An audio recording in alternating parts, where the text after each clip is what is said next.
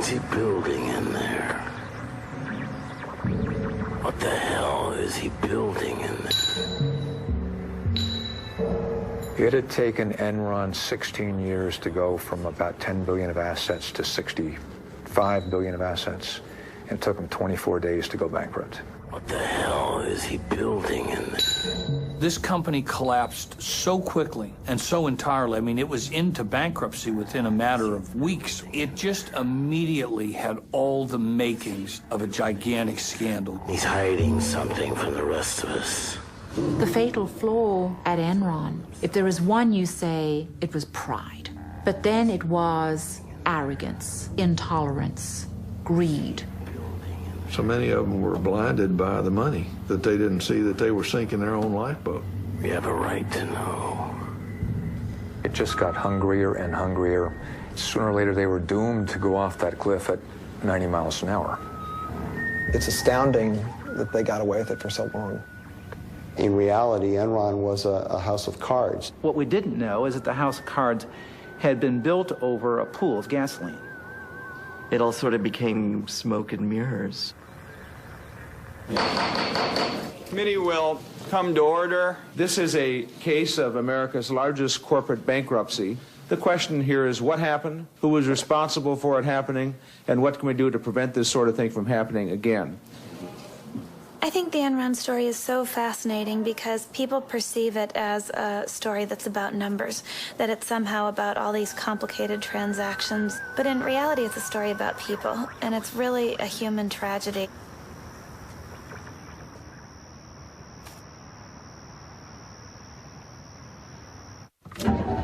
Mama may have, Papa may have, but God bless the child that's got his own, that's got his own.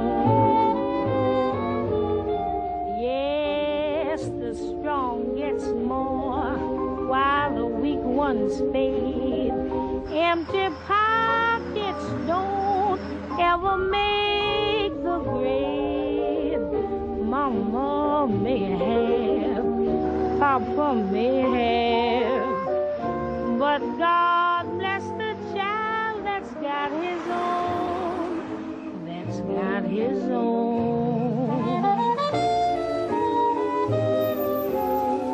Money, you got lots of friends crowding round the door. When you're gone and spending ends. On this date at 2:23 a.m., Sugar Land Police discovered John C. Baxter located inside his vehicle with an apparent gunshot wound to the head. At this time, there has been a suicide note located. Sort of, can you give us any indication whether this was related to Enron's bankruptcy? We do know that he was an Enron employee, but as far as any other indications of why he committed suicide, no, we do not.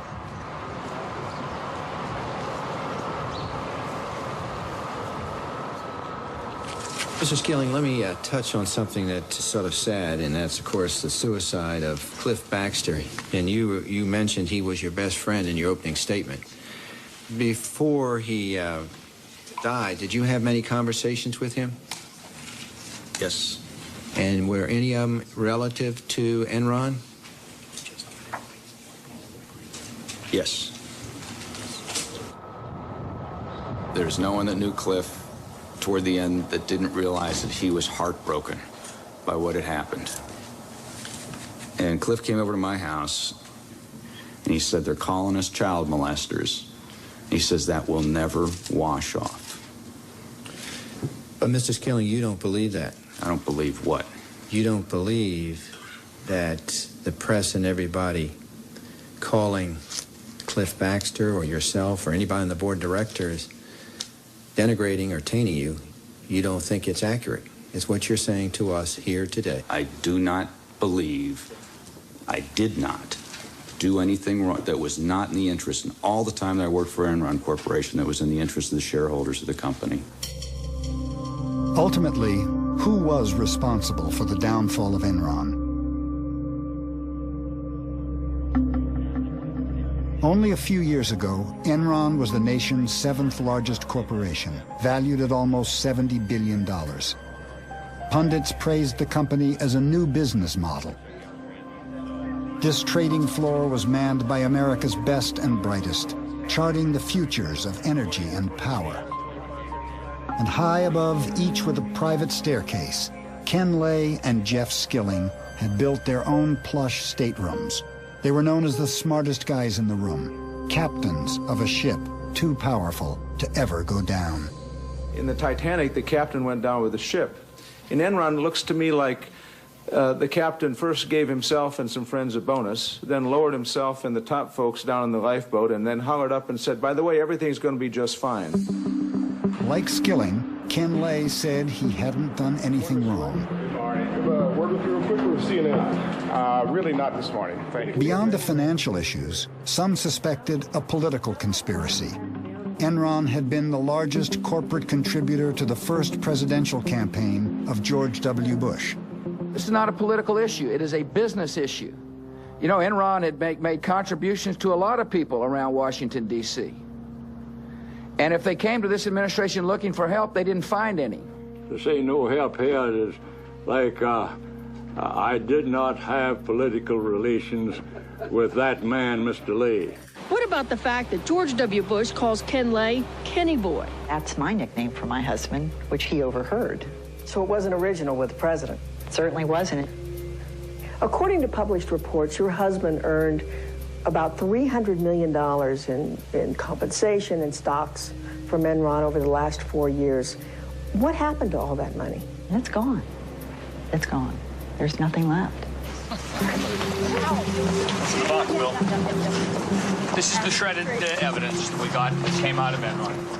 We very quickly determined that the insiders had sold off $1 billion of their stock in the preceding several months. Did you convert stock worth $66 million? I don't know, but I don't. Would that be surprising to you to learn that you did that? No, that would not be surprising. Mr. Fasto got only $30 million in stock proceeds from Enron, but he took another $30 million out with his side deals. I think there was just an immediate sense of outrage at Lay and Skilling and Fastow when people realized how much they had profited and how completely artificial the appearance of this company had been. News of shredding at Enron raised more questions. What answers were lost in the torn documents? 20,000 employees had lost their jobs. $2 billion in pensions and retirement funds had disappeared. Was Enron the work of a few bad men or the dark shadow of the American dream?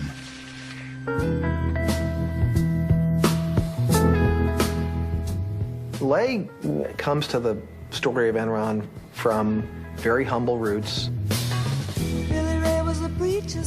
My father was a Baptist minister, and he was ordained a Baptist minister while I was very young, probably 2, 3 years old. Ken Lay was a Baptist preacher's son in a family that had been poor all its life. And he, throughout his life, worked several jobs as a kid, and clearly had in mind that things could be better and wanted things to be better and had a huge ambition to make wealth for himself. He told a story later about sitting on a tractor dreaming about the world of business and how different it could be from the way things were for him and his family. Lay was a PhD in economics, and he became very early on a real apostle for deregulation. He was way ahead of the curve on this. He was thinking about energy markets that would be deregulated, and in particular, a natural gas industry that was shackled by deregulation. And he pushed aggressively in Washington to change all of that. Who could ever reach me was the son of a preacher man. In Washington, Lay became part of a new crusade to liberate businessmen from the rules and regulations of government. Government is not the solution to our problem. Government is the problem. The societies which have achieved the most spectacular, broad-based economic progress in the shortest period of time are not the most tightly controlled, not necessarily the biggest in size, or the wealthiest in natural resources. No, what unites them all is their willingness to believe in the magic of the marketplace. That old black man has me in its spell. The magic power of deregulation pushed Ken Lay to found Enron in 1985.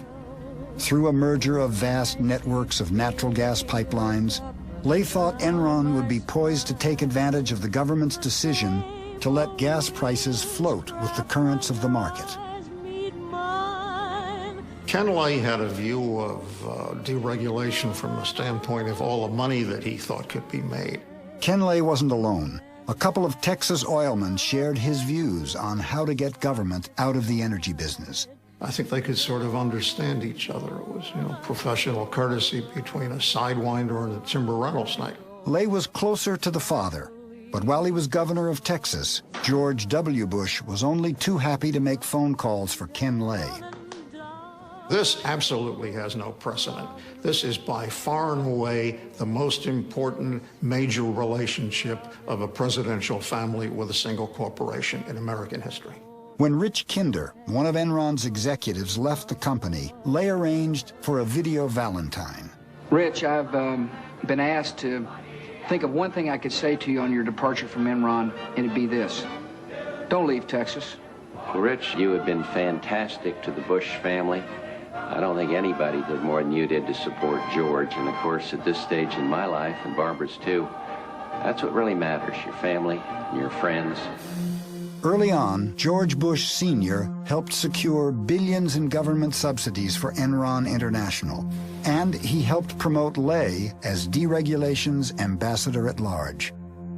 Enron is a company that deals with everyone with absolute integrity. We want people to leave a transaction with Enron thinking that they've been dealt with in the highest possible way as far as integrity and truthfulness. He always wrapped himself in the cloak of moral rectitude. But there was one episode early on that raised questions about whether he was actually walking the walk. This was the Enron oil scandal, also known as the Valhalla scandal. While you were at Arthur Andersen, were you involved in an investigation at a company called Enron Oil? Yes, I was. The issue with the company in 1987 involved the misappropriation of monies by two traders. In 1987, two oil traders made bets for Enron on whether the price of oil would rise or fall. Oil trading is like gambling. Sometimes you win, sometimes you lose. But Enron Oil always seemed to win, much to Ken Lay's delight. I tried to explain to Ken Lay the tremendous risk that you have in that market. You can lose 10 times your original investment. A veteran trader, Mike Muckleroy, was suspicious of Enron Oil's steady, high profits. Well, this oil trading business had profits that nobody could really understand, and in fact that many of Ken Lay's lieutenants questioned. They said this business can't be making this much money legitimately. Something weird is going on. Something weird was going on. The first hint came from an anonymous tip about the president of the company, Louis Bourget. Bourget had taken some $3+ million of corporate funds and put it in a personal account of his. There were offshore accounts, phony books, and a trail that led from the company's treasurer, Tom Mastroeni, to a mysterious Lebanese speculator no one could find, M. Yass. What name did you suspect that was? My ass, and M. Smart. I said, that's Maxwell Smart. I mean, these guys are playing games. Bourget and Mastroeni were summoned to Houston. First, they presented falsified bank records to Enron. Then they admitted they had diverted company profits to personal accounts. It was brought to the attention of the Enron board. Auditors were brought in as well to look at the whole thing. At the board meeting, the auditors told Lay that Bourget and his traders were manipulating earnings, destroying daily trading records, and probably gambling way beyond their limits. The next day, we found out that Lay's decision was to basically change nothing as far as the operation's concerned, and the reason he gave was that this was the only part of the combined company that was making any money, and that he could not, kill the golden goose. The traders weren't fired or even disciplined. Instead, Enron sent a telex to Bourget. Please keep making us millions. Instead of reducing Enron's risk, Lay encouraged his traders to gamble more. But then, their luck changed. 2 months later, I got this panic call that they had drawn down $90 million in the previous 5 days. And what we could do is just try to find out what kind of gorilla we had loose up there. McElroy hopped on the next plane to New York. He knew Mastroeni had another set of books, and he would do whatever it took to get them. I basically stood over Tom and I told him one of two things was going to happen. Either one of the trading partners that was crooked with Borgette, who was a German arms dealer, was going to kill him, or I was. I said, I'll track you down and find you no matter where you go, and sooner or later I'll get you. The next day, Mastroeni came in with the real books. The traders had gambled away all of Enron's reserves.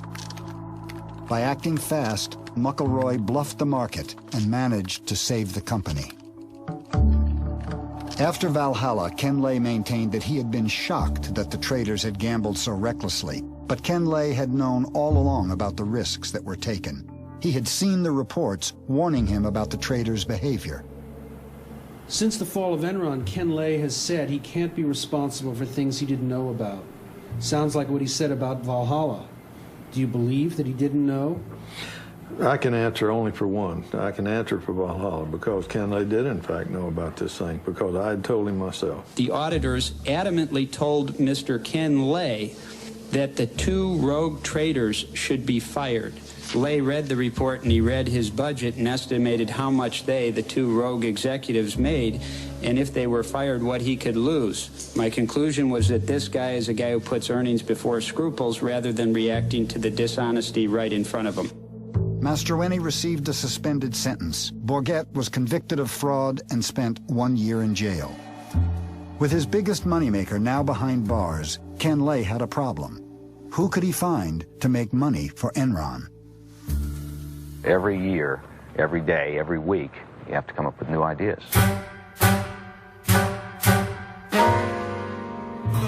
I'm going straight to the top. Whoa.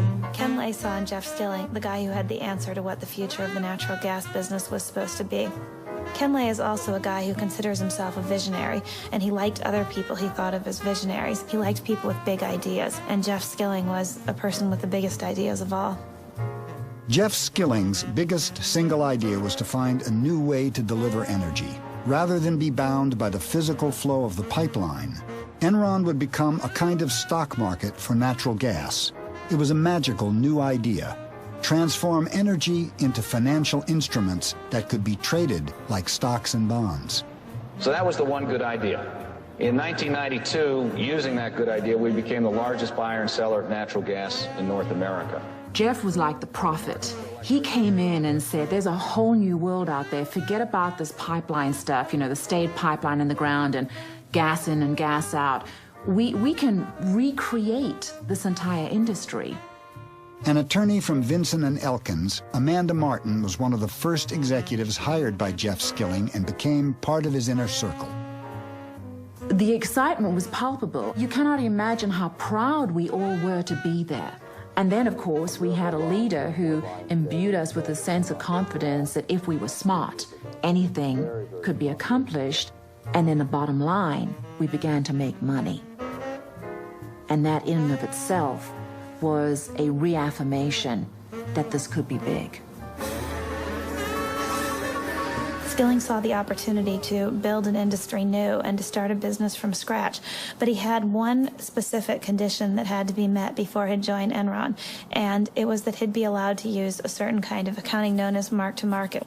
Arthur Andersen signed off and the SEC approved it. I remember walking in and going, what's going on? And Causey and everybody, I mean, everyone was so excited, and in came the champagne, and we'd got mark-to-market accounting treatment. And I often think about how clear my memory was about that event. And that was the beginning of a major cog in the downfall, ultimately, of Enron. Mark-to-market accounting allowed Enron to book potential future profits on the very day a deal was signed. No matter how little cash actually came in the door, to the outside world, Enron's profits could be whatever Enron said they were. Very subjective. And very it left it open to manipulation. And they were saying that we're going to sell power out of this power plant in 10 years for X dollars per kilowatt.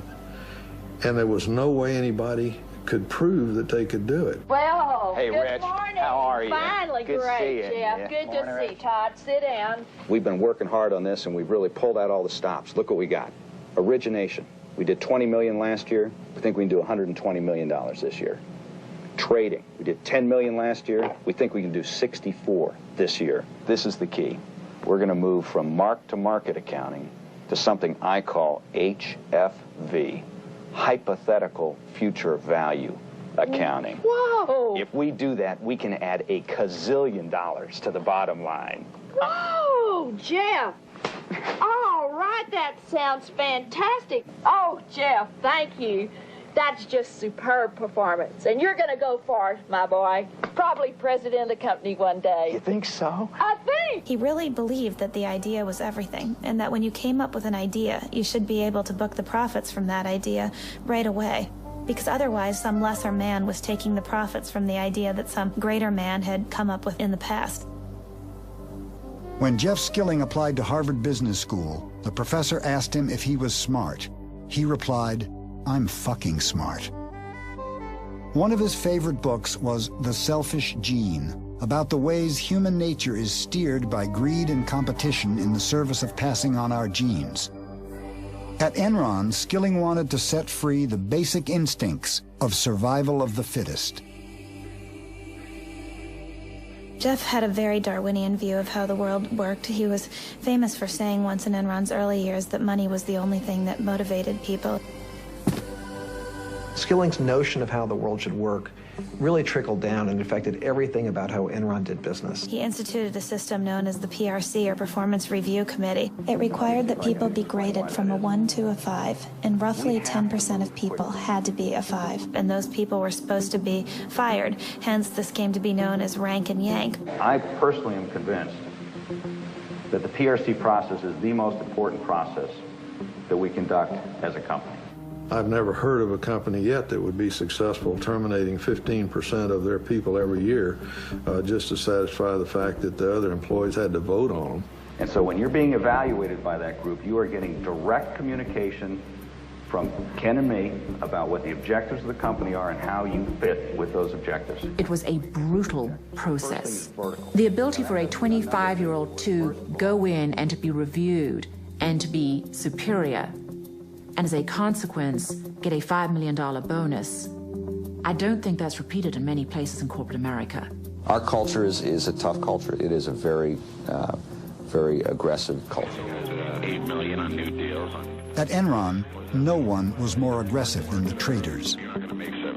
If I'm on the way to my boss's office to argue about my compensation, and if I step on somebody's throat on the way, that doubles it, well, I'll stomp on the guy's throat. You know, that's how people work. On the trading side, we got to be the biggest, baddest house in town. And by necessity, if you wanted to be in the market, you had to deal with Enron. Try to reconcile your big numbers here. Enron's traders were like the super powerful high school clique that even the principal doesn't dare to rein in. They had become the major engine of at least reported profits at the company. They took Jeff Skilling and Ken Lay's belief in free markets and turned it into an ideology. But they pitch it almost as a new economic religion.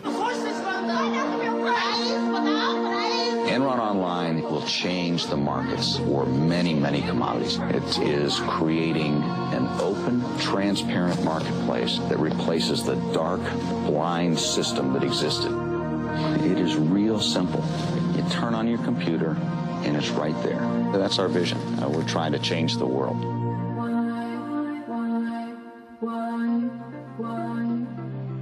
I think Jeff Skilling had a desperate need to believe that Enron was a success. I think he identified with Enron. He proclaimed at one point, "I am Enron."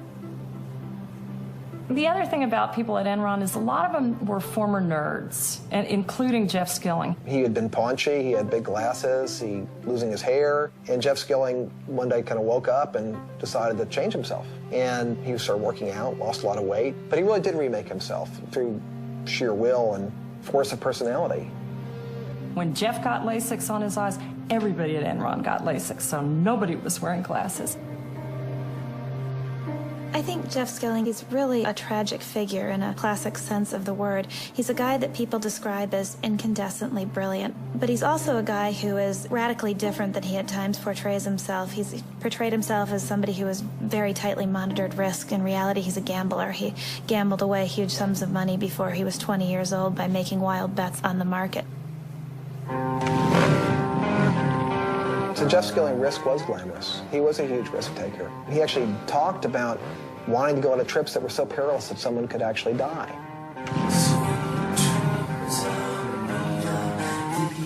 This manifests itself in trips that Jeff Skilling led for a small group of friends and customers. A core cadre of Enron guys used to go on these wild adventures. Andy Fastow would go, Ken Rice would go. The trips were legend. You know, we can sit and think about what strange insecurities they were trying to overcome, but it made them feel good as men. And they took a particularly memorable trip to the Baja, 1,200 miles in very rugged terrain in Mexico. This is a trip where people crash bikes. Ken Rice was on the trip and he busted a lip and required a bunch of stitches. People broke bones. One guy flipped a Jeep and almost got killed. Those sorts of stories at Enron became legend, and it fed the whole macho culture of the place.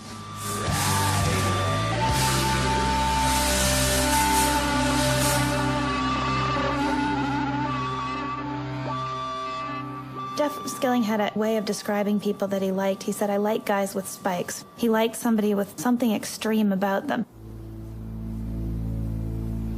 Ken Rice was one of the men with spikes, was the salesman of the group. Very amiable, fun, man's man, and was the guy out selling deals to energy companies. In the case of Cliff Baxter, the company's chief deal maker, he was extraordinarily talented at just doing a deal, but he was a manic depressive. Baxter was a very bright guy, very blunt, would tell Skilling whatever he thought, was closest to Skilling personally than anyone else at the company. There was a guy named Lou Pye, who was a key Skilling lieutenant, helped build the trading business in the early years, went on to run Enron's doomed effort called Enron Energy Services. What was the job of EES as you ran it? It was to sell energy services to end users, industrial end users. Lou Pye is the guy that Skilling tapped to run the EES business because this was so important to the company and to Skilling's future. He called Lou Pye my ICBM. And Lou Pye dispatched his enemies with incredible skill. And if that meant leaving bodies behind him, Skilling was certainly fine about that. Not feeling anything. Lou Pye was kind of a mysterious figure. He's kind of like the invisible CEO. For a while, he was located on the 7th floor. And there was this long office, and it was all glass and closed. And you would walk by there, and it was just almost all the time it was empty. Details didn't interest Lou Pye. Only two things seemed to motivate Pye: money and a peculiar fascination with strippers. For Pye, it was all about the numbers. 1, 2, 3, 4. 1, 2, 3, 4, 5, 6, 1. He was there every night after work, and he usually brought some of the traders along with him. He spent quite a lot of money there as well, much of it charged to the Enron expense accounts. There were rumors that he brought strippers up to the trading floor. Almost everyone knew the story. The story is that because he's kind of a mild, soft-spoken, almost meek individual, that maybe the strippers didn't even believe he was the CEO. So he took him up to his office, and I guess they put on a little show for him there. 1, 2, 3, 4, 5. One night he was at a club, and one of the guys said, Lou, all the rest of us are single. We don't have any problem, but how do you keep your wife from smelling the stripper's perfume on you? And Lou said, oh, I've got a secret. So I stop in at a gas station on the way home, and I spill a little gasoline on myself, and it kills the scent. So the other guy shot back and said, but Lou, doesn't your wife then think you're fucking the gas station attendant? In the context of Lou Pye, everyone was horrified. The pall fell over the table because Lou Pye was not a man to trifle with. 2 days later, The guy who told the joke, as Enron legend has it, was dispatched to Calgary, Canada. Lou Pai lost all interest in running EES as soon as the numbers got high enough. I netted approximately $100 million. But I don't know if that number's accurate, plus or minus 20 million. And he actually left Enron with more money than anybody, $250 million, because he sold all his stock in Enron after he got a divorce from his wife in order to marry his stripper girlfriend who had had his child. His exit from Enron was as mysterious as his presence there. Just sort of one day, we all learned that Lou Pai was no longer the CEO of EES. Though Lou Pai flew away from Enron with $250 million, the divisions he left behind lost a total of nearly $1 billion. But Enron managed to disguise that fact. Lou Pai became the second largest landowner in Colorado. It was the number, it was always making those numbers and looking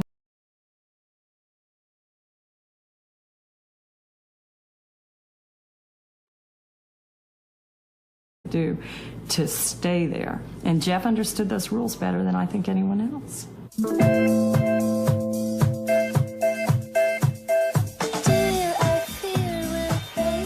Americans are making a lot of money in stocks. The stock market soared to near record highs yesterday. The stock market continued its bull run Thursday. The Dow rose at nearly 61 points. Even the person with very little disposable income all of a sudden began to play in the stock market because nobody could fail, because stock prices were just going up and up and up. Another day, another record. And the internet and technology stocks just going wild. Gained more than 100 points to close at 7,895.81, the highest finish ever. It was a time where we had the biggest bull market in the history of the world. Ken Lay was right there acting as a cheerleader. Obviously, our stock has been doing very well. I think there's a fairly good chance we could see this stock price double again over the next year to 18 months.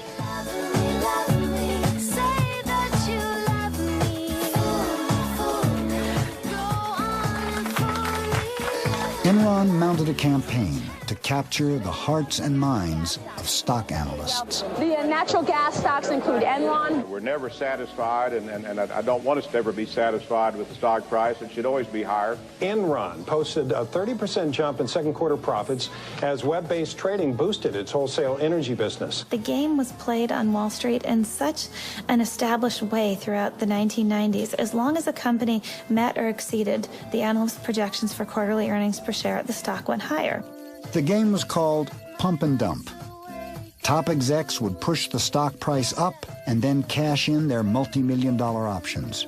People at Enron got paid in large part through stock. Everyone had a huge stake in seeing the stock price.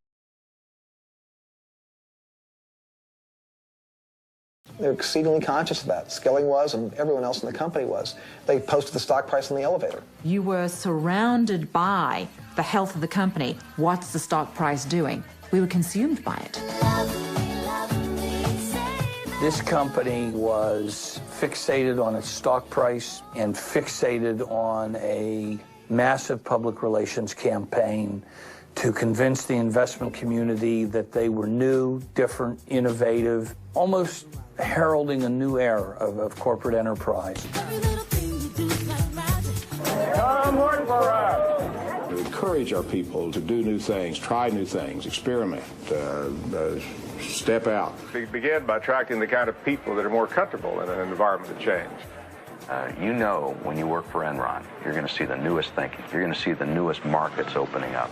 Enron Online, a fabulous, fabulous story. Probably put on. They were so good at their acting that they convinced corporate America that they were smarter than anyone else. Alan, with our sincere thanks and admiration, we are pleased and indeed honored to award you the Enron Prize for Distinguished Public Service. Our business continues to grow up 25%. They continued to sell the company as being a very stable place where it could predictably increase profits 10 to 15% a year. In fact, to get to those numbers, Enron was doing all sorts of questionable things, taking enormous risks. We like risk because you make money by taking risk. Gotta take time to do new things. Every top gotta move. Do what you wanna do. Who to tell you not to? By all accounts, Enron was soaring. Be afraid no matter who you are, no matter who you be. But in reality, profits weren't going up. They were headed in the opposite direction. Enron had vast natural gas operations all over the world. They had cost billions to build, and most were performing terribly. But in other places in the world, in India, great quarter and great year in India. Phase 1 of the bowl is in operation, generating power. Phase 2 is financed and is under construction. My experience indicated there were certain places that you assiduously stayed away from, and one of them, as an example, was India. They built this power plant in India. Nobody else would do that at the time. They were terrified of investing in India. Enron did it, and did it in a big way. But Enron had failed to see something basic. India couldn't afford to pay for the power Enron's plant produced. Now, Dabhol is a ruin. Though it lost $1 billion on the project, Enron paid out multi-million-dollar bonuses to executives based on imaginary profits that never arrived. Where was the real money going to come from? Of course, the pressure was enormous. You had to come up with the next idea that would break through. Failure was not an option.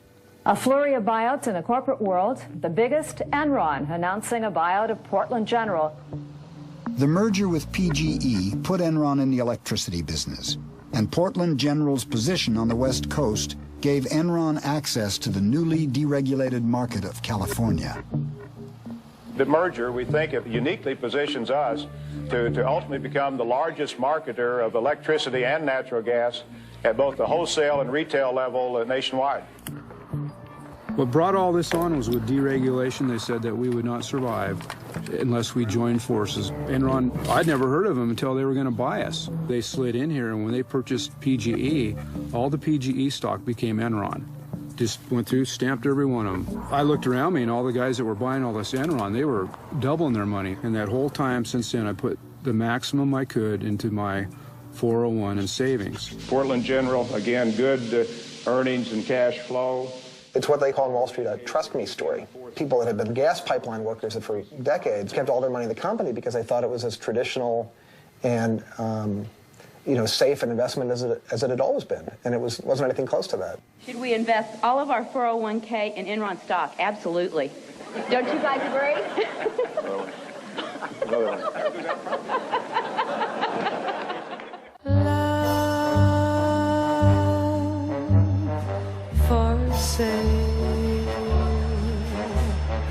Enron is a big winner today. One of the things that fascinated me was that almost all of the Wall Street analysts who covered Enron had buy ratings or strong buy ratings on the company's stock. Why were the analysts blinded to the company's deceit? We relied on the information that was available at the time. I trusted the integrity of the company's certified financial statements and the representations of the company's management. And we've been absolutely upfront with the analysts. Jeff Skilling was the critical component in creating the Enron illusion. Time and time again, when we had a question to the sell-side analysts that they couldn't answer, the response was, I'll give Jeff a call. I'll run this by Jeff. By giving Jeff a call, the analysts weren't analyzing at all. They were willing to believe virtually anything Enron told them.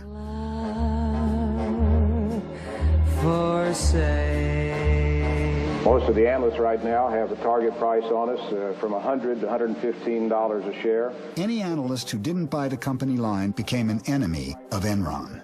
Enron's CFO, Andy Fastow, had his eye on John Olson, one of the only analysts skeptical of the Enron story. Enron loved analysts' strong buy recommendations. Merrill was informed by Fastow, either you get somebody who is on board with us and has a strong buy recommendation and loves us at the same time, or we don't do any business with you. I knew that my days were numbered. This is an abuse. Merrill Lynch fired John Olson. Soon after, Fastow rewarded the bank with 2 investment banking jobs worth $50 million. Analysts were routinely getting large bonuses from the investment banking departments to bring in investment banking deals. Once that happens, never was heard a discouraging word. While Enron's stock kept rising, its businesses kept losing money. Looking at the soaring stocks of the dot-coms, Skilling decided to take Enron into cyberspace. We're now in the process of seeing if we can create a bandwidth trading market. Enron is using its knowledge of trading gas to barter other forms of energy, even space on the information superhighway called bandwidth. Ken Rice has worked at Enron for 20 years. Enron has found a way to stay ahead of the curve. From 7 p.m. to 7 a.m., we're paying for bandwidth that we are not using. Why? Why? One of our themes around here is to always be asking why. Why something's done a certain way or why it's not done a different way. There's our market. Why can't we sell the bandwidth to other companies? Make it a commodity, like a pork belly.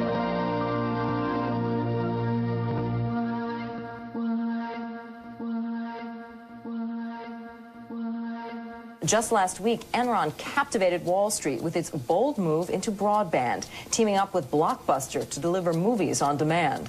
It was like being at a religious cult meeting. People started jumping up from their seats with their cell phones and their BlackBerries, running out to the halls to call their bosses. One analyst summed up his recommendation to investors in one word: wow. Enron's stock soared 34% in 2 days.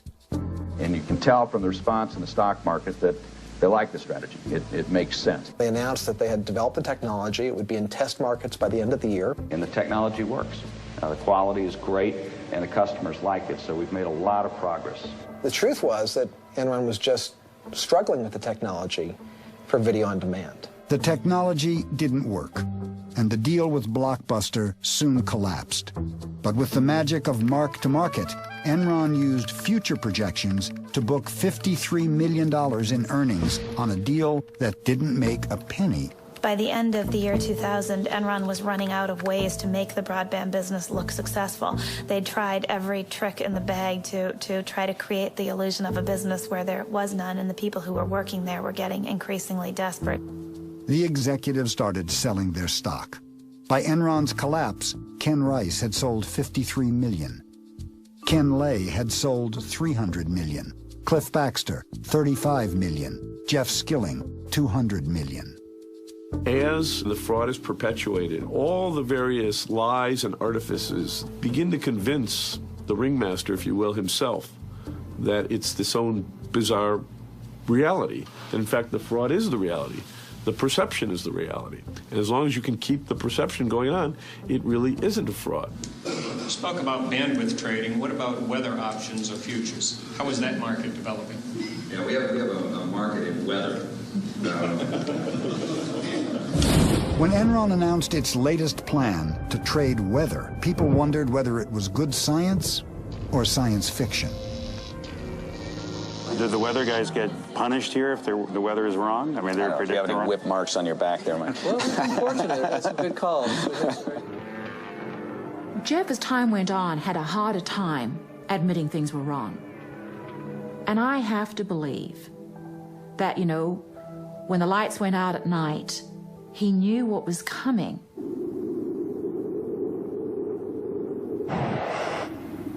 I would liken it to the Titanic when you've got a captain who's saying maintain full speed and they bump into a couple of icebergs and then they still keep full speed going.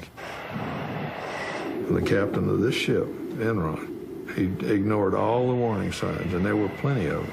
And the captain of the ship was? Kenneth Lay.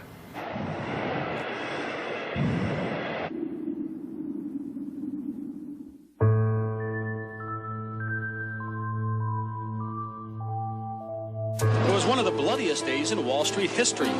Shares plummeted 31%. Tech stocks led Friday's fierce sell-off. This is really a great wake-up call. Millions of nervous investors following the huge drop on Friday. The Dow Jones... Enron was especially a big deal by the end of the year 2000 because by then most internet companies had already begun to fall and everybody on Wall Street was looking for the next big thing.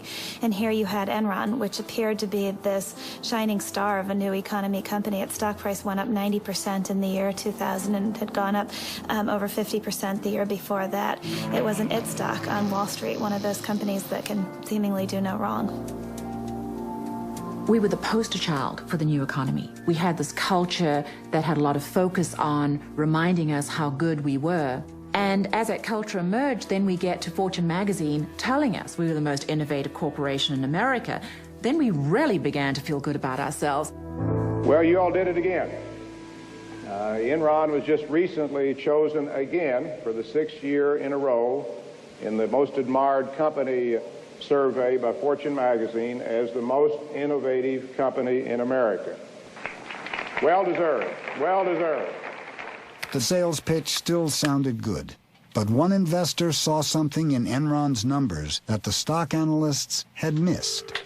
By and large, the analysts admitted to us in person it's a black box. You have to take it on faith. Who knows where the earnings come from? They just pop out, and all we know is they're always good. And I kept pointing out, well, yeah, isn't that the whole point of if it's a black box and it's there to fool you, the numbers are always going to be good until they're not.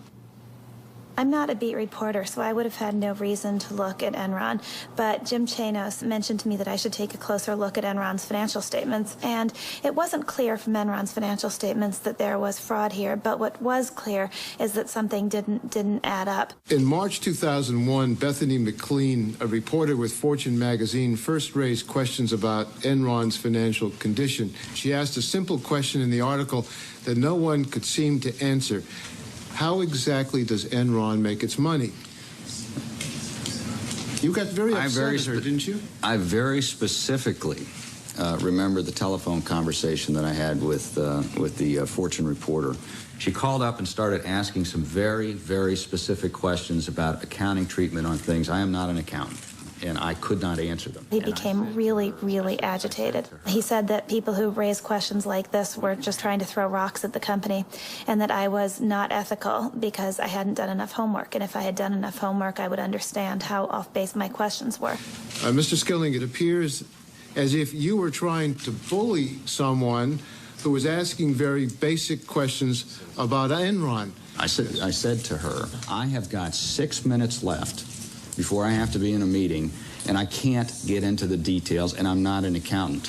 And she said, well, that's fine, we're going to do the article anyway. And I said, if you do that, I personally think that's unethical. No. And the next day, our chief financial officer and our chief accounting officer flew to New York at Enron's expense to sit down, not with the editors, but to sit down with the reporter on that story and help her understand the questions that she was asking.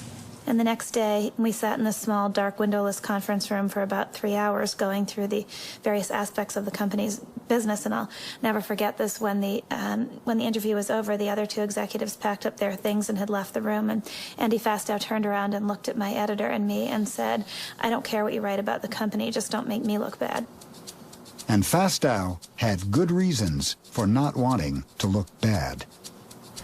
There were these partnerships that were run by Andy Fastow that were doing business with Enron, and these were disclosed in the company's financial statements, but I didn't mention them in the story I wrote because I thought, well, the accountants and the board of directors have said that this is okay, so I must be crazy to think there's anything wrong with this.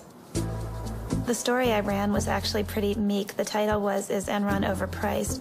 But in the end, I couldn't prove that it was anything more than an overvalued stock, and I was probably too naive to suspect that it was anything more than that. And was her article critical? Yes, it was. Fortune magazine article that's out, the headline is Enron stock overvalued? The gist of the article is that Enron is sort of a black box, which, sorry, it's true. I mean, it's just difficult for us to show people the specifics of how money flows through, particularly the wholesale business. The entire reason that this analysis was done by Fortune magazine is because Business Week had a favorable article about Enron the week before. And there's this competition that the news magazines have, where if one says something good, the other one has to come and find something bad. So I think that was kind of the genesis of it. So the criticism, I think, is kind of ridiculous. When Bethany McLean at Fortune started analyzing cash flows, and she had this wonderful article saying, take a look at first quarter, second quarter, third quarter, and end of year cash flows. There's a reason she didn't invest in Enron, because the financials didn't make sense. But you have to be willing to say that the emperor doesn't have any clothes, and This emperor was pretty powerful. We are going to unveil this morning a new corporate vision. Okay, you ready? 1, 2, 3. How's this? It's really hard to know when Enron first crossed the line into outright fraud, but there isn't any doubt about who the guy was who led them there. It was a protege of Jeff Skilling's by the name of Andy Fastow.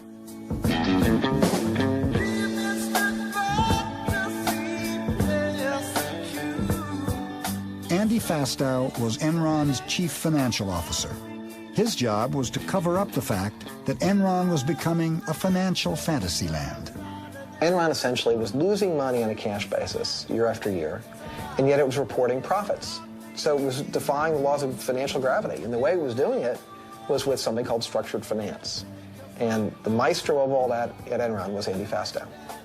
Andy was very young. He was hired by Jeff Skilling probably before he was even 30, and he idolized Jeff Skilling, and he certainly wanted to please the boss.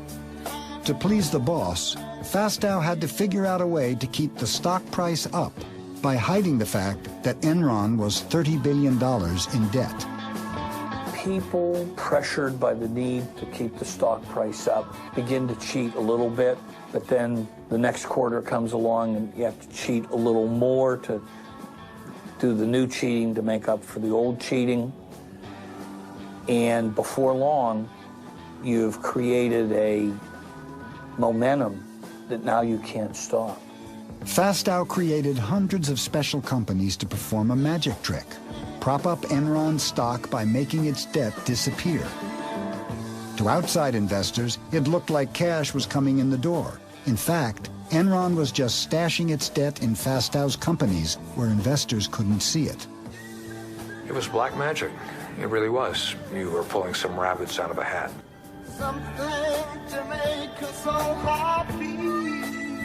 They could bury debt, they could bury losses. Many of the companies had exotic names: Jedi, Chuko, Raptors. LJM was Fastow's most ambitious creation. It would work magic for Enron, and it would allow Fastow to conjure $45 million for himself. Andy, in many ways, was someone we all knew didn't have a strong moral compass.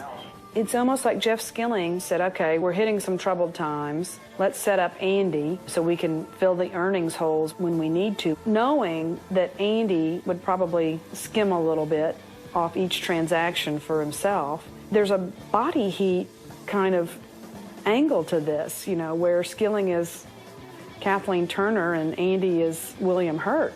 You know, in the end, he got suckered into helping all the executives meet their earnings. What I wish, in retrospect, I wish I'd never heard of LJM. Is it your contention that you knew of it and it was appropriate? Arthur Anderson and our lawyers had taken a very hard look at this structure and they believed it was appropriate. But if the theory is that Fastow went rogue somewhere deep in the jungles of Enron and was the sole agent of the apocalypse, I just don't buy it.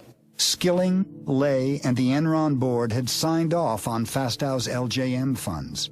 They saw the benefits of letting Fastow do deals with himself. It is in Enron's best interest because Enron needs the capital, number one. In a secret videotape that surfaced after the bankruptcy, Fastow can be seen selling LJM to a group of Merrill Lynch bankers. He pitches them on the benefits of investing in a fund that only buys assets from Enron.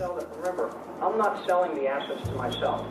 They own the assets, they're selling them to LJM too.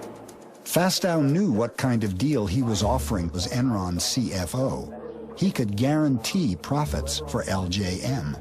Yeah, I think this is an extraordinary opportunity.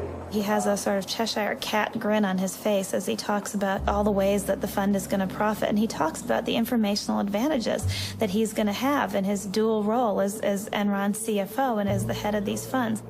Special arrangement.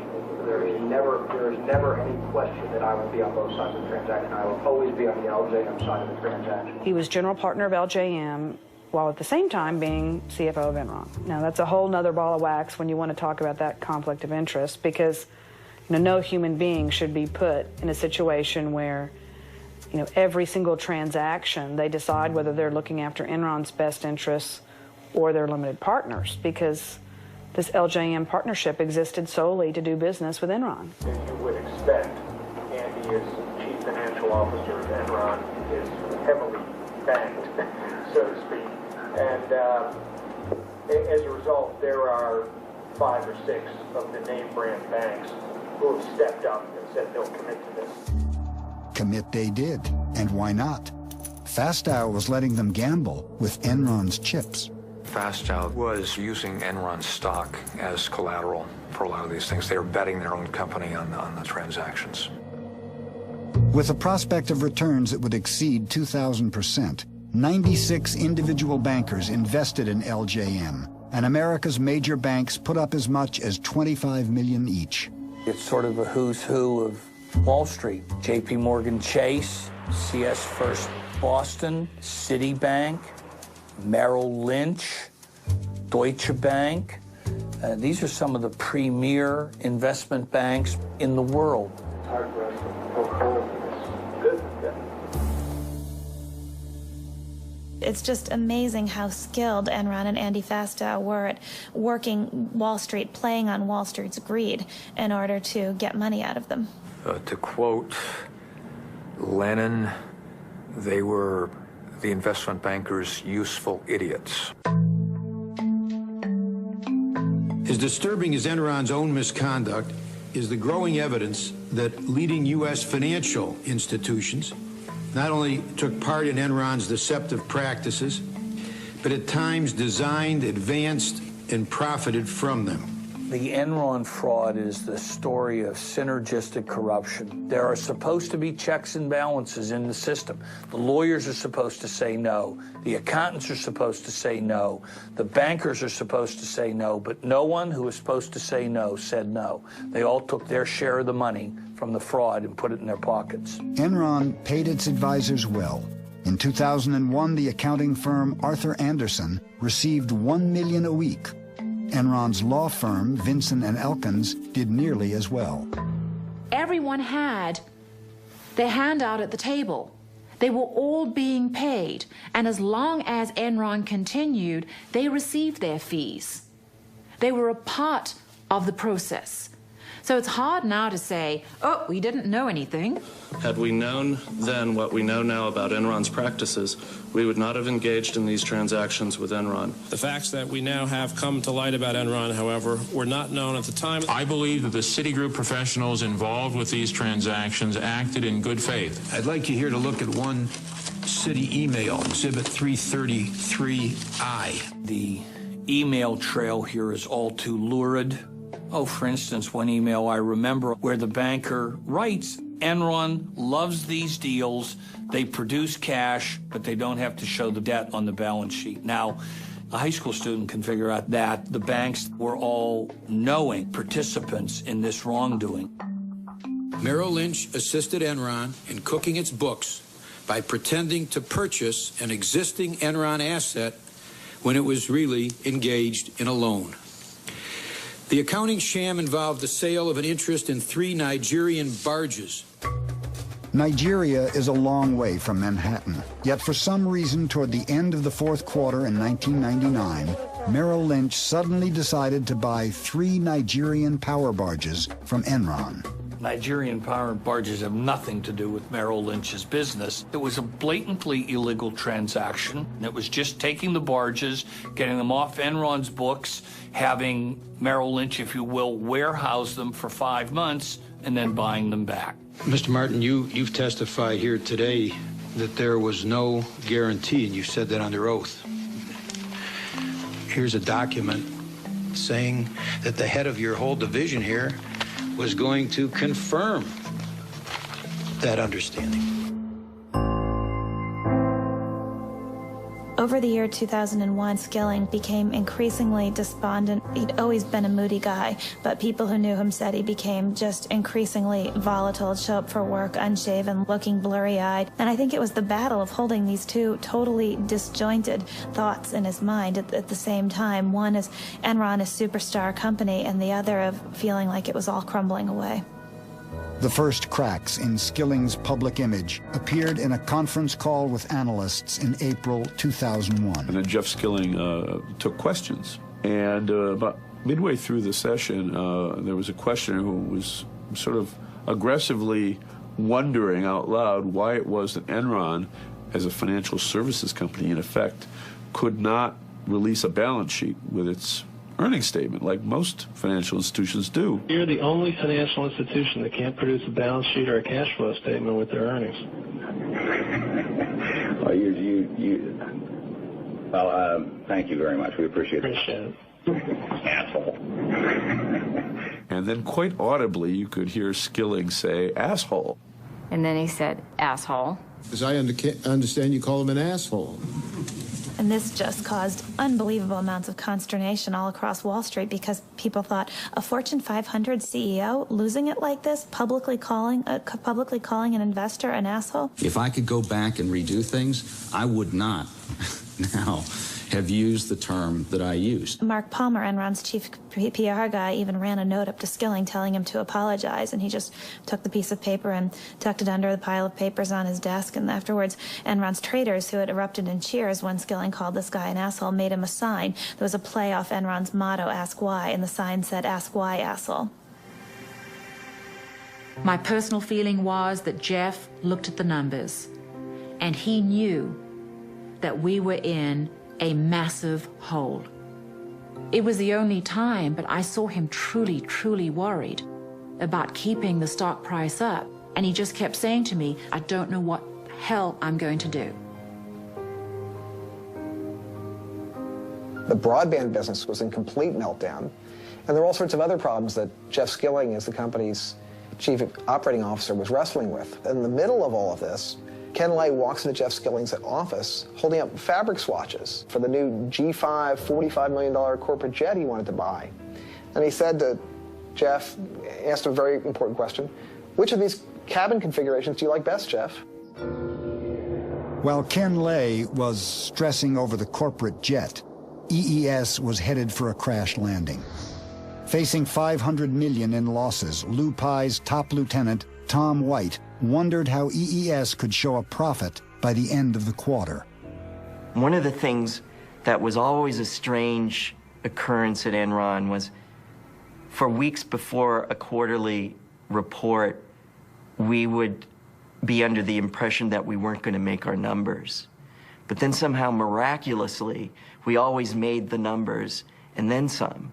But then a question was asked to Tom White, how is it that we made the numbers? And his answer was one word, California.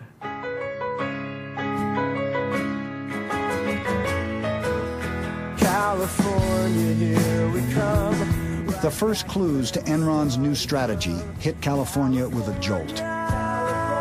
It started at noon, rolling across the state. Sacramento, San Francisco, Beverly Hills, Long Beach, San Diego. 26,000 miles of California power lines, enough to circle the earth.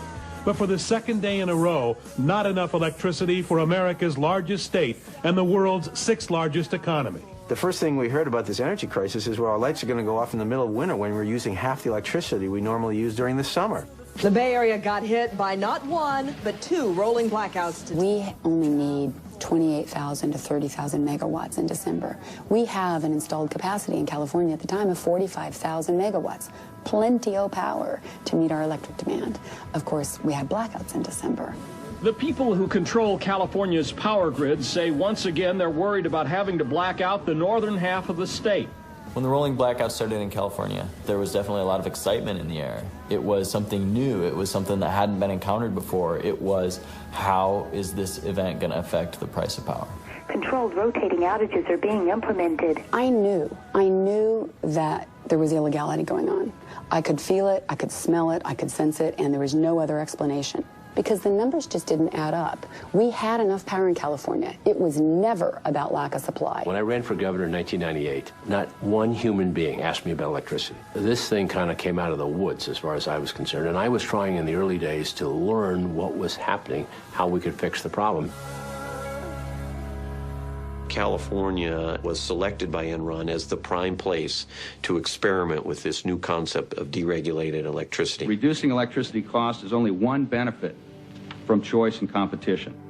In 1996, under pressure from energy companies, Governor Pete Wilson and the California legislature passed a bill allowing for the deregulation of electricity. I wasn't in the legislature in 1996, but I can tell you that there isn't a legislator alive that can tell you with any sophistication how a deregulated electricity market ought to work. Not a one. California's deregulated system was a bizarre compromise between legislators and free market advocates. The rules were complicated and hard to follow. Inside Enron, California's system was little more than a joke. And once in place, Enron made sure that the joke would be on California. And I remember the conversation I'd had with Ken. At the end of it, he says, well, Dave, old buddy, let me just tell you, it doesn't matter really to us what kooky rules you Californians put in place. I got a bunch of really smart people down there who figure out how to make money anyhow. One of the smartest guys at Enron was Tim Belden, who ran the West Coast trading desk. Tim Belden was a fervent believer in the idea of free markets, and as such, he spent hours poring over the new rules for the deregulation of California's energy industry, looking for loopholes that Enron could exploit to make money. He found plenty. After the bankruptcy, a confidential memo surfaced revealing the names of Belden's strategies to game the California market. Wheel out, get shorty, fat boy. Recently, audio tapes of the Enron traders were discovered. What do you want to call this project? I have a catchy name for that. How about, something friendly like Death Star?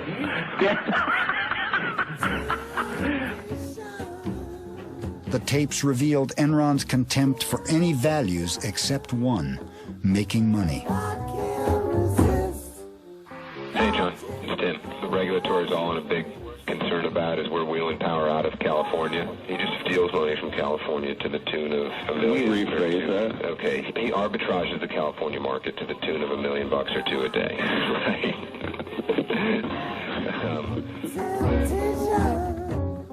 An arbitrage opportunity has been defined to me as any opportunity to make abnormal profit. So an abnormal profit would be returns above and beyond the norm. I was told that a good trader is a creative trader, and a creative trader is a trader that can find arbitrage opportunities. One of those opportunities was called Ricochet. I'll see you guys. I'm taking mine to the desert. In the midst of the energy shortages, Enron traders started to export power out of the state. When prices soared, they brought it back in. So we fucking export like a motherfucker. You're getting rich. Trying to. Traders would stay after a 12-hour shift and pore over maps of the Western energy grid. What are the permutations and combinations of ways to move power around the West? And I think that that's something that Enron knew better than any other energy marketer in the country, period. We know all of the California imports. We know all of the California load. We're getting pretty spoiled on with this money. You said you were getting a little scared. We're making a little too much, and I tend to agree with you. These are two traders, Traders. This is what they say. What we did was overbook the transmission line we had the rights on and said to California utilities, if you want to use the line, pay us. By the time they agreed to meet our price, rolling blackouts had already hit California, and the price for electricity went through the roof. Did you have any knowledge that this was happening? The only thing that I'm aware of, Senator, is there was a difference of opinion on the rules of the independent system operator. It was just set up. The rules weren't quite clear. We have traders here from Enron who were saying they did something wrong, but you don't see anything wrong. I have one last question, and then I am done. Traders soon discovered that by shutting down power plants, they could create artificial shortages that would push prices even higher. Hey, this is David up at Enron. There's not much demand for power at all, and if we shut it down, could you bring it back up in 3 or 4 hours? Oh, yeah. Why don't you just go ahead and shut her down then, if that's okay? Okay. When you see 2 or 3 energy companies with 30-35% of their entire capacity down for maintenance on a single day, and As a result, the price of electricity is skyrocketing 300 or 400%, and then a week later someone else does it up in Northern California. You begin to believe something's not smelling right here. I want you guys to get a little creative, okay, and come up with a reason to go down. Like a forced outage type thing. Right. Those guys, at the flip of a switch, could just yank the California economy on its leash whenever they wanted to, and they did it, and they did it, and they did it, and they made so much money. The heart of it is that an industry that went for 100 years, from the days of Edison, built the best electrical system in the world, sold the power at reasonable prices to consumers, and was very reliable, was all of a sudden turned into a casino. These strategies made some money for Enron, but the real money was made by betting that the price of energy would go up. It did, and the West Coast traders made nearly $2 billion for Enron. There's nothing wrong with the capitalism. There's nothing wrong with the free enterprise. You can't treat electricity like you treat oranges. It's the lifeblood of society. It can't be stored. You can't turn these people loose and let them just have a, quote, free market, because a free market is goddamn expensive to customers. There would be ample supply available at the right fucking price. Oh, sure there would. It wasn't just Enron. Every company traded according to the rules that California put up there.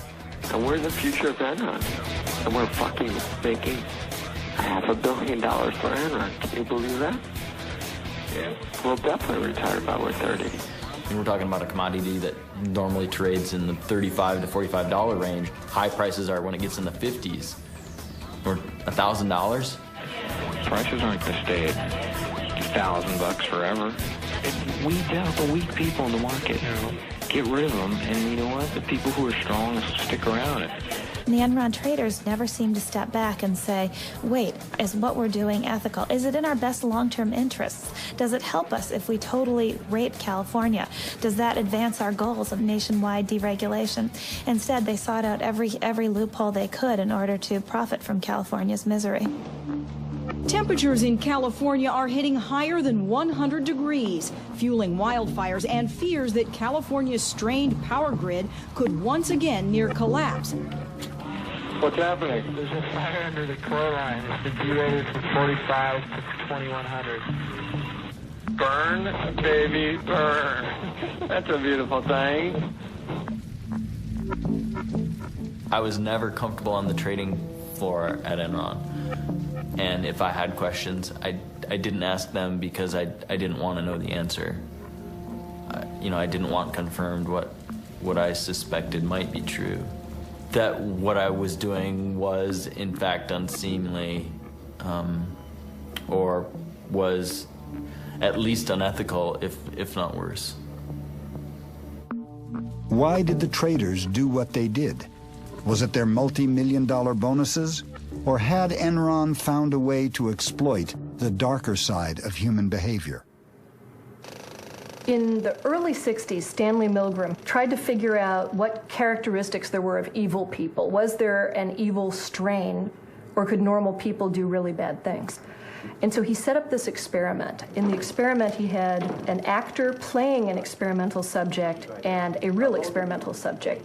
You want to step right in here, learner, and have a seat there. They went into this room, and he had an experimenter say, we're going to see if mild electric shocks will help people memorize lists. Incorrect. You'll now get a shock of 75 volts. Oh. Soft hair. He kind of did some yelling in there. The Milgram experiment has a lot to say about Enron, because I think people lost their sense of morality. Like Milgram, once you accepted the idea that behaving inhumanely was okay, you could do anything. And the shocks increased with the number of mistakes that they made. I can't stand the pain. Let me out of here. Can't stand it. I'm not going to kill that man there. The subject, the real subject, is begging the scientist-looking person to stop too, and the scientist only says, the experiment requires that you continue. Please continue. Go on, please. You accept all responsibility? The responsibility is mine, correct. Please go on. In a way, Skilling was almost like the guy telling those people below him that it was okay to up the power. 420 volts. California's electric utilities may have to pull the plug on millions of customers. It's the fucking coolest thing I've done in a long time. Yeah. Holy fuck, yes. You gotta love the West. Oh. 435 volts. During the height of Wednesday's blackout, fire crews had to free people trapped in elevators. All those money you guys stole from those poor grandmothers of California? Yeah, Grandma Millie, man. But she's the one who couldn't figure out how to fucking vote on the butterfly ballot. Now she wants her fucking money back for all the power you charged right up her ass. 450 volts. Yeah, they're out there having fun in the warm California. You're going to keep giving what, 450 volts every shot now? That's correct. Continue. It's kind of hard to say, well, we should be, you know, we shouldn't do this even though it's allowed because, you know, I mean, that's what we do. Right. The best that could happen is fucking an earthquake, let that thing float out to the Pacific and put them fucking candles. 450 volts. Milgram's discovery was disturbing. 50% of the subjects were willing to shock to the death, so long as the commands came from a seemingly legitimate source. Yeah, they're out there having fun in the warm California sun. Tonight I'm declaring a state of emergency in California to give the state the authority and the resources to keep the lights on in California. The governor, who's been basically capitulating to the demands of the energy companies and the utility companies, needs to put his foot down. We wanted the governor to send in the state police or the National Guard to seize control of the power plants and put them back online. And I thought we didn't have to take over every plant. We really only had to take over one, because then they would know he meant it. I'm going to get the $9 billion back that Enron, Dynergy, and Reliant stole from us and get it back to you. Despite what the people in California think, Enron's making money despite California, not because of California. The year-long energy crisis would cost the state of California $30 billion. The markets in California are the most regulated markets in North America today. And that's what's causing the problem. California, it never deregulated. Enron buy stock today. Thank you very much. We are doing the right thing. You're the good guys. We are the good guys. We are on the side of angels. Oh, I can't help myself. You know what the difference is between the state of California and the Titanic? And this is being webcast. I know I'm going to regret this. But at least when the Titanic went down, the lights were on.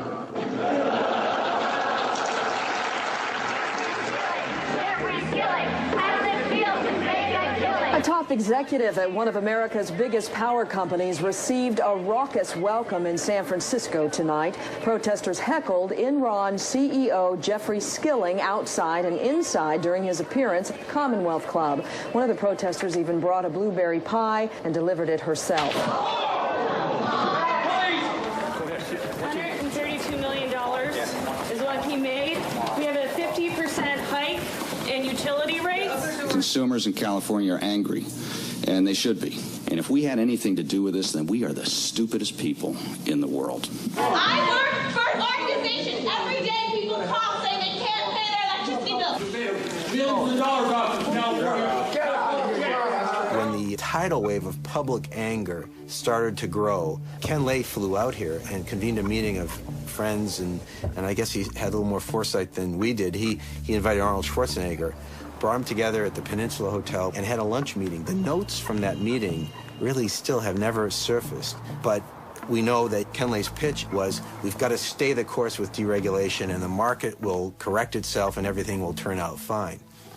Now, at the time, we didn't understand really why he was so concerned, but now we do. The fact is that Ken Lay was out here because he understood that Enron itself was a house of cards, and if deregulation were to collapse, that Enron itself would collapse. But Ken Lay had a trump card. In the midst of the energy crisis, his friend George W. Bush became president. I, George Walker Bush, do solemnly swear. I, George Walker Bush, do solemnly swear. Ken Lay is going to be Secretary of Energy. Get out of here. No. How great would that be for all the players in the market? It'd be great. I'd love to see Ken Lay be Secretary of Energy. Ken Lay did have easy access to the Bush administration. On April 17th, he met with Vice President Dick Cheney. and strongly argued against the imposition of federal price caps in California. We're doing everything we can to help in California on a short-term basis. There's not a lot you can do. You can't manufacture kilowatts in the West Wing of the White House. We're fighting with both hands tied behind our back. We no longer have the power to stop this. If the federal government doesn't help us, we're a dead duck. At the time, Gray Davis was a likely candidate to run for president. Ken Lay knew that might give his friend George Bush a political reason to oppose California's appeals for federal price controls. They know full well my administration's belief that price controls will not solve the problem. His view was that the federal government really shouldn't get involved. This is California's problem. And I'm saying, with all due respect, Mr. President, our law said the federal government regulates this. So it is your problem.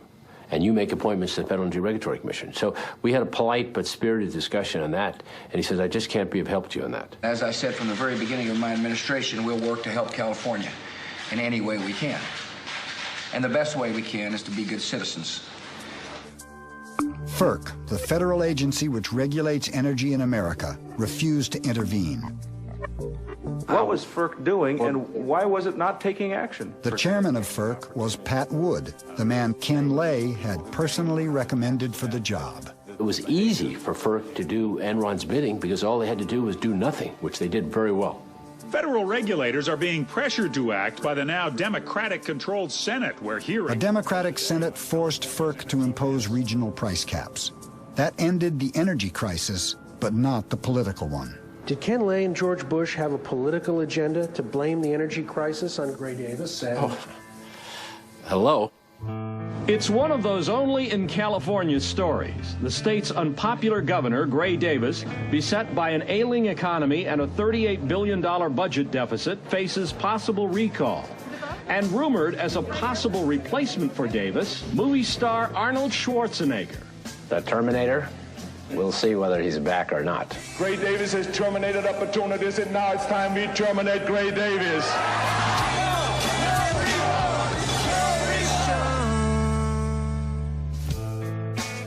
Could I predict a phony energy crisis as a result of deregulation? Yes. Could I predict that Arnold Schwarzenegger would be our governor as a result of deregulation? Never would have come up with that. That's like a bad science fiction movie. Apparently we have all been wrong. It is pronounced California. Ladies and gentlemen, the governor of the great state of California, Arnold Schwarzenegger.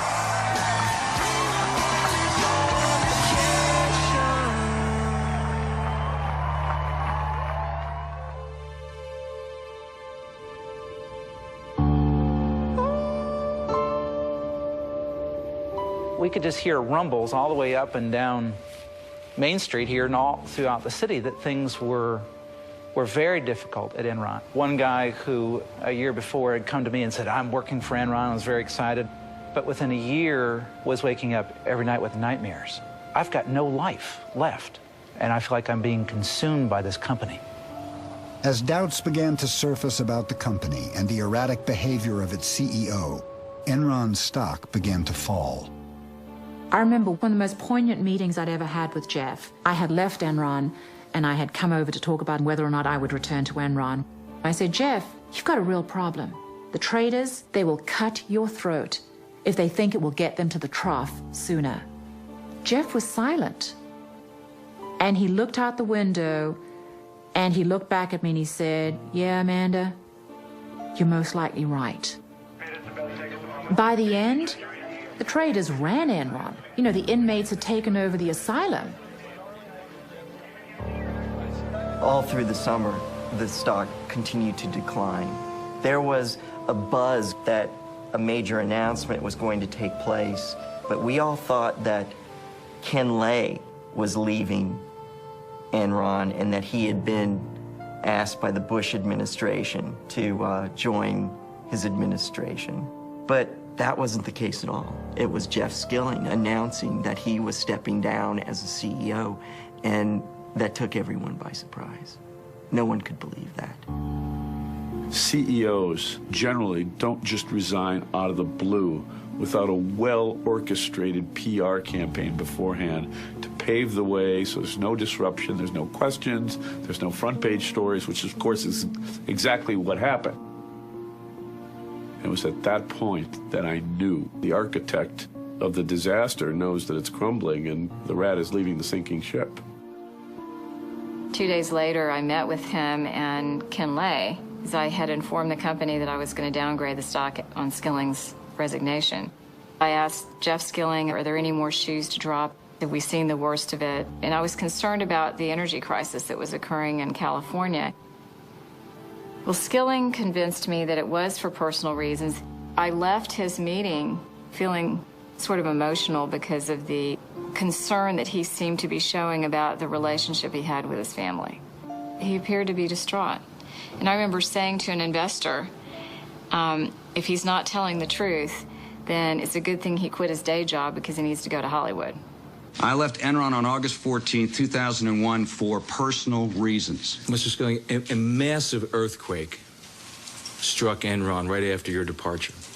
And people in far inferior positions to you could see cracks in the walls, feel the tremors, feel the windows rattling.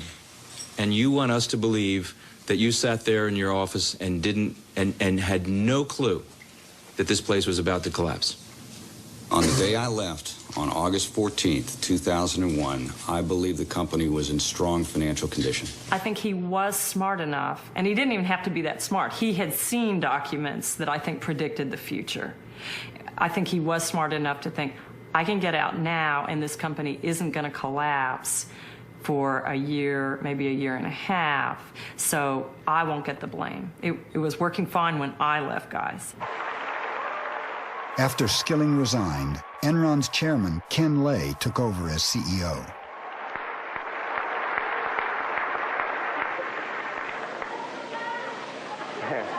Boy, I didn't expect that. But thank you. Thank you very much. Well, I'm delighted to be back. I'm sorry Jeff did resign. It was a stunning announcement that he was stepping down as the CEO. And I think the flags started going up at that point for everybody. We are facing a number of challenges, but we're managing them. Indeed, I think the worst of that's behind us, and the business is doing great. We're not the only stock that's decreased in value this year. It's just that we've been hit a little harder than many others. If a few of these other problems disappear, like California, like India, I think the worst is over, and I'm excited. August 14th, 2001, Jeff Skilling abruptly resigns. And that made me angry. It made loads of employees angry. I mean, there was a real sense of betrayal by the employees. I mean, this was, you know, Jim Jones feeding us the Kool-Aid and then deciding not to drink it himself. The day after Skilling resigned, Sharon Watkins sent a letter to Ken Lay. We will begin with Ms. Watkins. I am Sharon Watkins. Would you identify your counsel for the committee? Yes, my counsel is Mr. Philip Hilder.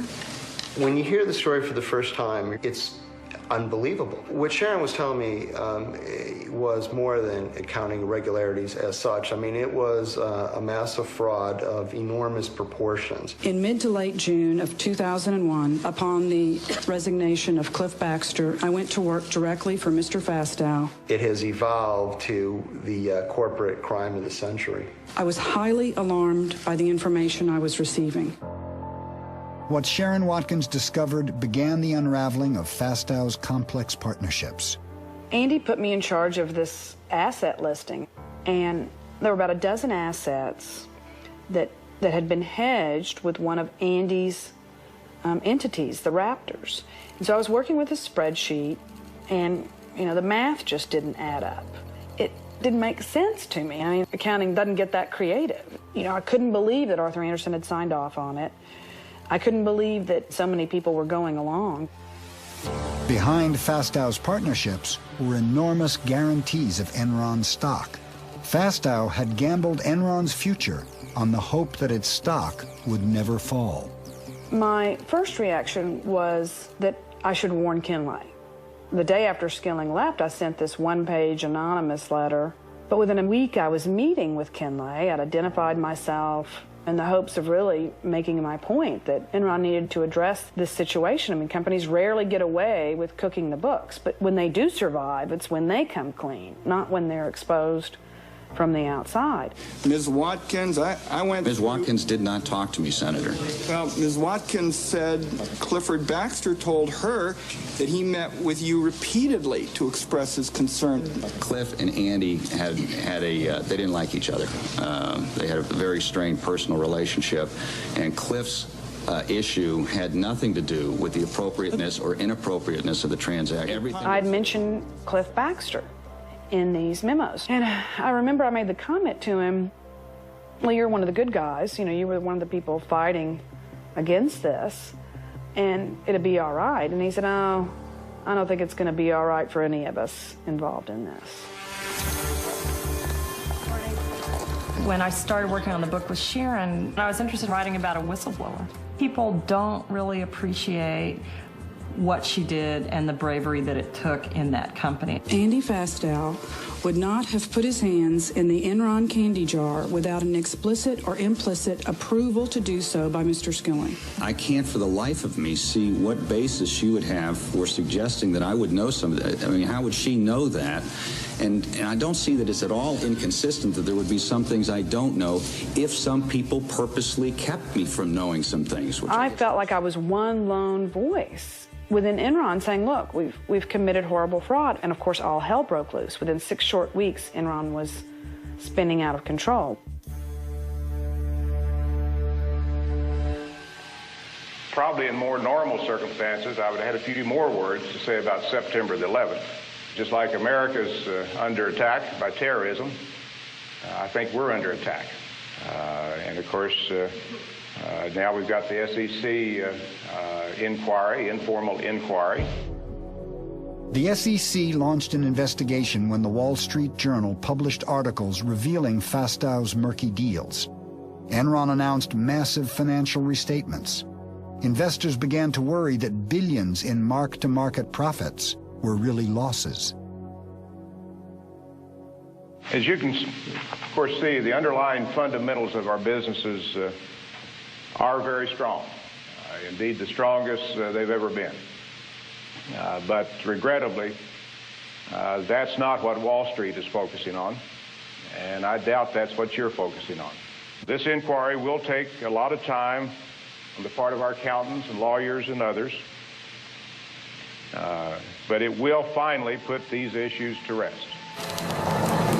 At the very moment Ken Lay was talking to employees, only a few blocks away, Enron's accounting firm, Arthur Andersen, had begun destroying its Enron files. On October 23rd, Andersen shredded more than 1 ton of paper. Despite the rumors, despite the speculation, the company is doing well, both financially and operationally. He was making all kinds of statements, reassuring employees, and not just employees, reassuring investors. We have no accounting irregularities. The company's in the best shape it's ever been in. Now, from the standpoint of Enron stock, we're going to bring it back. We're going to bring it back.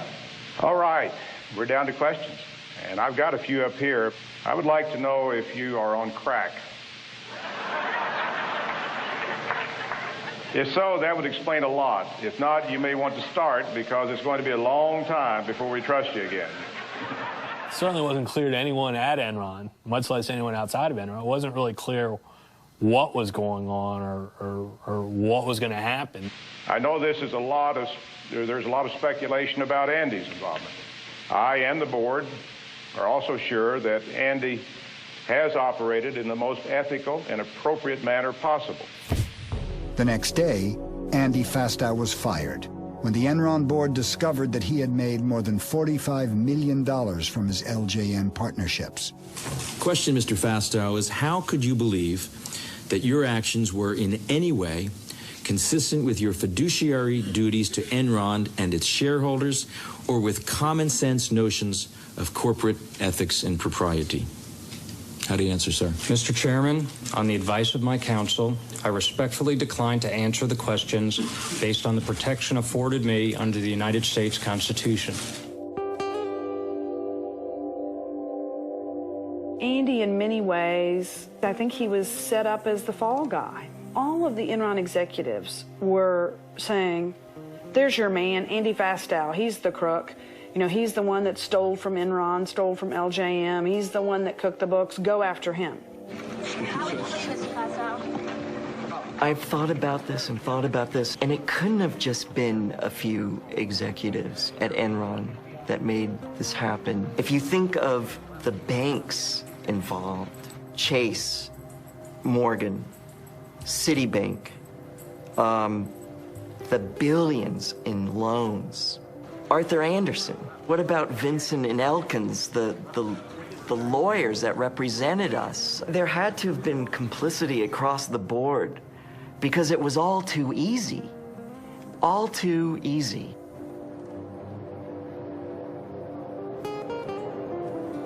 The Enron collapse was an enormous tragedy. This is a company that had over 30,000 employees, and clearly in a company that size, you have a lot of senior officers that have a lot of authority in which you place enormous trust. Clearly in this case, there was at least one, Andy Fastow, that betrayed that trust. To the extent that I did not know what he was doing, that he obviously didn't share with me what he was doing, then indeed I cannot take responsibility for what he did. I never heard him say I take responsibility for a thing. Sounded to me like the wonderful movie Chicago. I was reminded of the puppet strings and the dancers and the tap dancing and pointing at the gun, the gun, the gun. I mean, everybody's in step but Johnny. I continue to grieve, as does my family, over the loss of the company. Linda and I saw our net worth reduced from several $100 million down to something less than $20 million on a net worth basis. And of course, as you said, about $1 million or less in liquidity.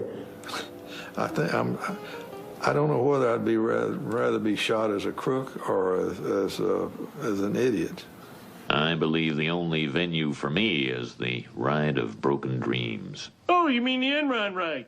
Let's go. Enron hit the national psyche. It hit it as sort of the time-tested lesson, and that is if it looks too good to be true, sometimes it is. We're all gonna be rich! We broke even!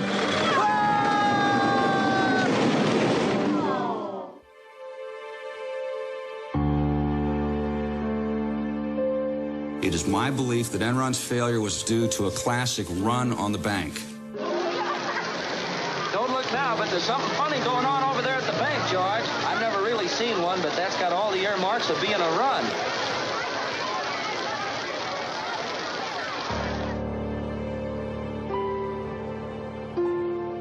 On December 2nd, 2001, less than 4 months after Skilling's resignation, Enron declared bankruptcy.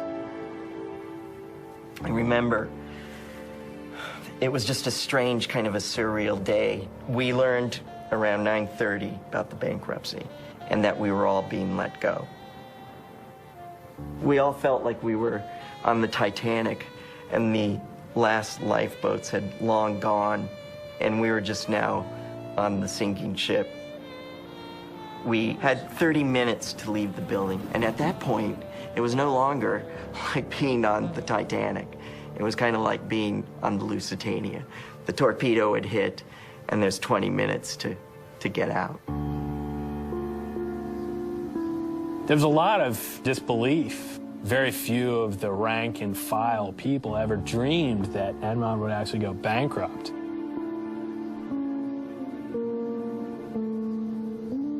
And then all of a sudden, it was like a ghost town. I can remember going into the old building on certain floors late in the afternoon or evening, and it was scary. There'd be like papers blowing around and nobody there, and it was very eerie.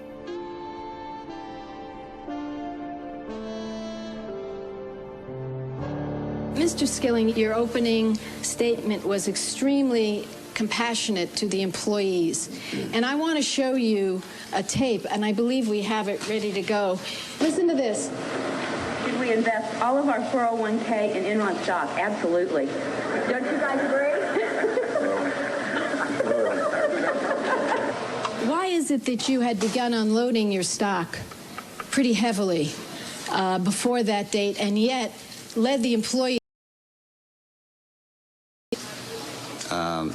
Ms. Senator, I have been a major shareholder in Enron Corporation. You can take the videotape to mean what you want it to mean. I was a supporter of Enron Corporation. You know what happened to those people.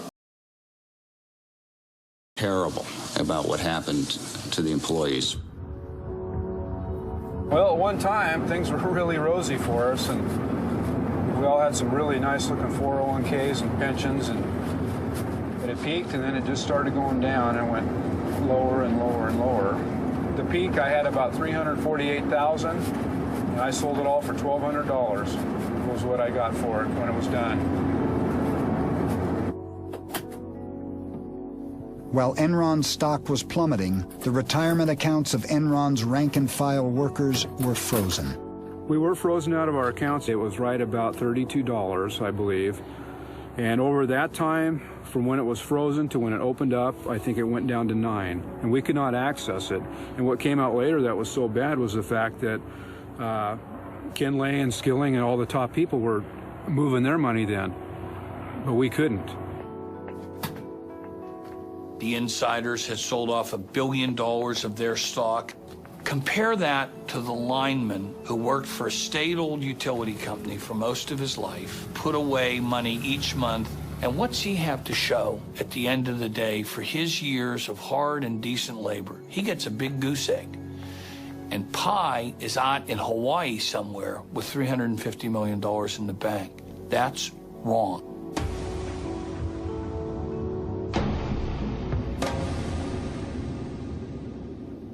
There's still, to this city, a layer of anger and upset. I am still doing counseling 3 years later with some families. With some of those who are most reflective, it's gone to a deeper layer. And they are looking at the corporate culture itself in this country. You know, you can gain the whole world, and all the trinkets and all the trophies of the world, the corner office, and all the perks.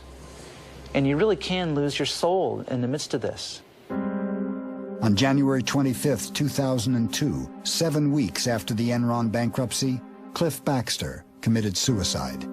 With the media hounding him because he was mentioned in my memos, and the fact that he had been sued civilly because he'd cashed in for about $30 million worth of stock, I guess it all came crashing down on him.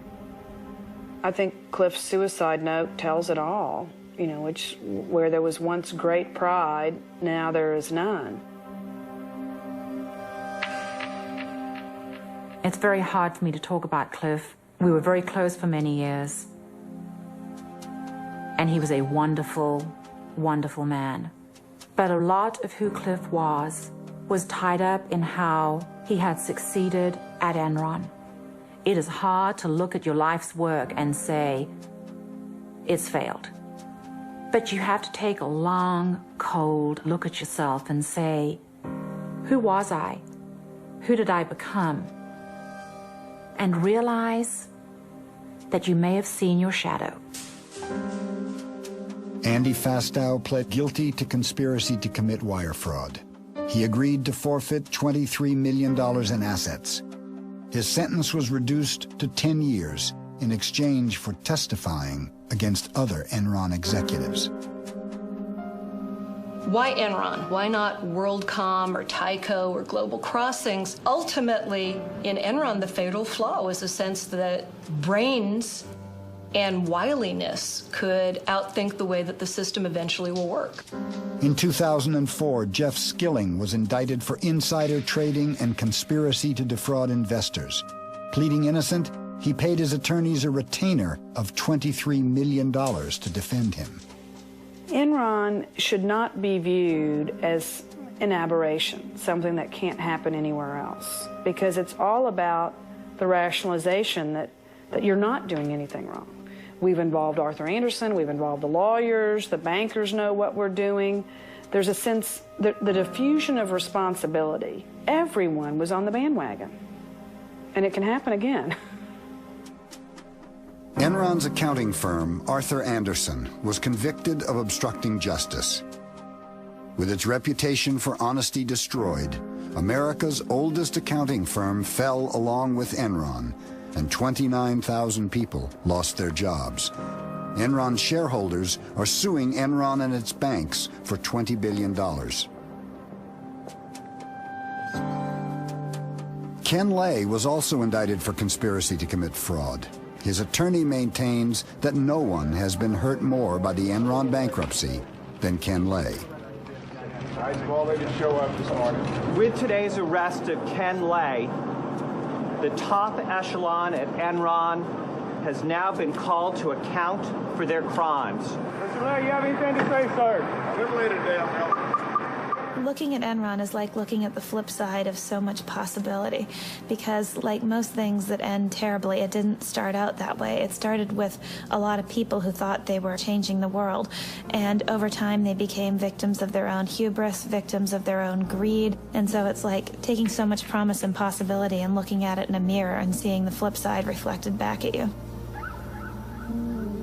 I think the larger lesson was what Enron asked of its employees, which was ask why.